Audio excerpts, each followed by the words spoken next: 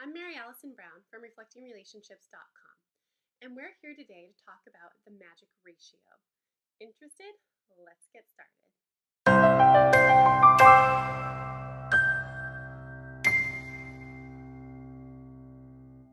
Have you ever had one of those days as a parent where you are just tearing your hair out because your children aren't listening, they're going crazy, they're having a really hard time, they're super emotional, everything is just going crazy, and you wish that you knew just what to do to help them listen and be kind and respectful?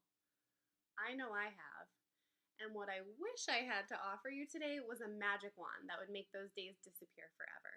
But unfortunately, as far as I know, there really isn't a magic wand when it comes to parenting. However, the good news is that I have something to offer you today that is pretty darn close. This is one of my favorite parenting tips, and it's called the magic ratio. So let's talk about what that means. So first of all, it's important to know that this tip will work if you are a parent or a person who works with children in a classroom, like a preschool teacher or a daycare provider or an elementary school teacher. So I have different versions of the magic ratio for each scenario, and I'm going to offer both of those to you today. So research shows that in a typical classroom environment, the ratio of negative and directive comments to positive comments is 7 to 1. So for every 7 negative or directive comments, a teacher will make 1 positive comment to a child.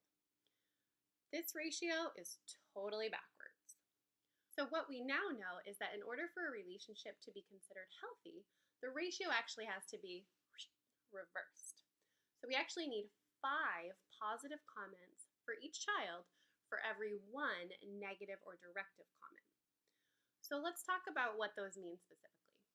So positive comments are things that are specific and not just general. So not like saying, good job, hey, great work. Those are nice and they're not horrible by any means, but they're not really the kind of positive comments that we're looking for here in the magic ratio either. So what we're looking for positive comments is really specific comments. So what is a child doing correctly? So for example, in a classroom environment, you might say something like, hey, I really appreciate that you kept your hands to yourself. I saw that you were frustrated and you kept your hands to yourself and you used your words. Wow, you are such a kind friend. So something really specific. So the child really understands what it was about their behavior that you are telling them good job for, that you're telling them what they did right. So that way they can repeat that behavior in the future. So what are negative and directive comments? So let's again think about a classroom environment. So things I hear a lot that are well-intentioned, and there is, again, nothing wrong with these comments. We just want to make sure the ratio skews more toward the positive. So negative or directive comments are things like, slow down, walking feet. That's very directive. You can hear how that's telling a child exactly what you want them to do. No hitting, or I don't like it when you do that behavior. Those things, again, nothing wrong with them, but that's what we're talking about when we say negative and directive comments, and we want to skew the ratio more toward positive comments. So who does the magic ratio work for? It works for everybody. So if you are a parent, it's going to work best when you apply the same formula, the same magic ratio to each one of your children. And if you're in a classroom, it's going to work best if you apply this universally to all of the children in your classroom. And it works best when it's universal because children see other children getting that positive, excited, energized attention from you. And they see them getting that attention for positive behaviors, which means they are then going to learn that getting your attention happens when they engage in positive behaviors.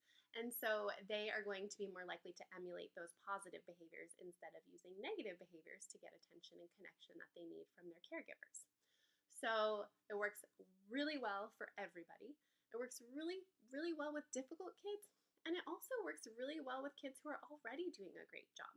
So it's something that you want to apply to every kid that you know, every kid in your world. So the magic ratio is something that isn't changing a child's behavior so much as it is changing our perspective as the grown-ups. And that's where the real power and value is in the magic ratio.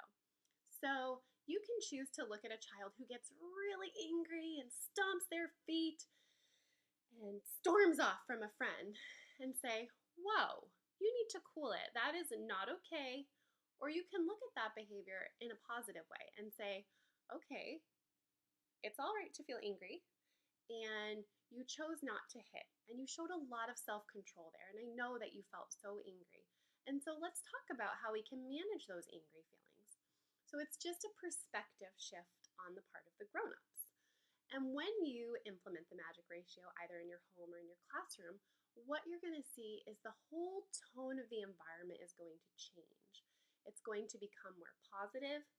Kids are going to feel that you're really meeting their need, meeting their need to feel noticed and receive attention, to feel acknowledged and understood. So one of the ways that I like to talk to parents and teachers about using the magic ratio is by making a list. So step one, make a list of all of the really awesome qualities about your child or the child in your classroom that you're having challenges with.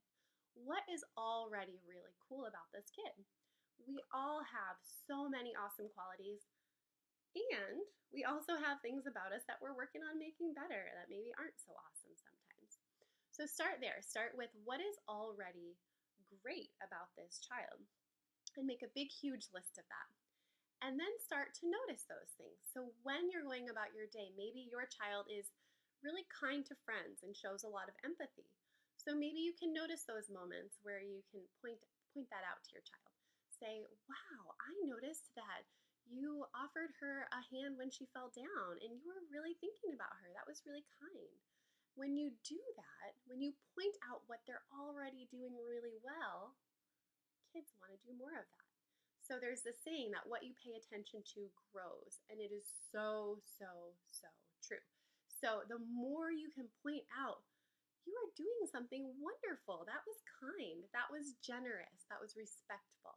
The more you can show your child or the child in your classroom when they're already doing those things, the more they're going to make an effort to do those things on purpose, which is exactly what we want. So then the next step in the magic ratio is coming up with a list of like 3 to 5 of the things about your child or the child in your classroom that drive you crazy. So you're going to make that list of those things. So what makes you absolutely crazy? So I will say that when I consult with classroom teachers, a lot of times, and this is early childhood education, so early Head Start, and preschool, what comes up a lot of the time is aggressive behavior. So either hitting or biting or pushing. So we can use that as our example. So hitting, biting, pushing, aggressive behavior toward peers. So then you're going to make that list, right, of the 3 things that drive you crazy, and then you're going to flip them around and figure this out. So what is the reverse of that? What do I need to intentionally reinforce to decrease these negative behaviors? So now it's really important to know why the behavior is happening to really do this exercise well and get the best results from it.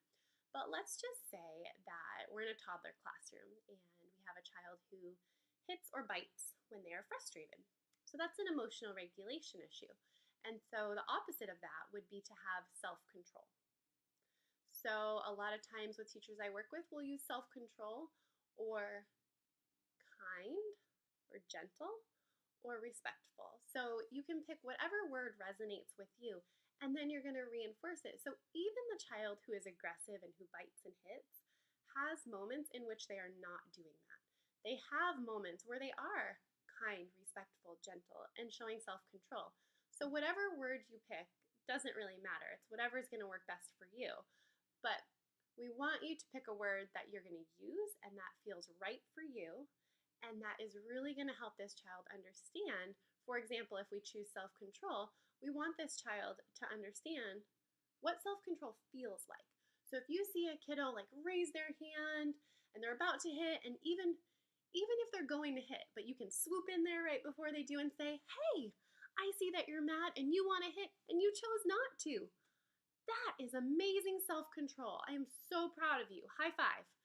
And you can intercept it right there.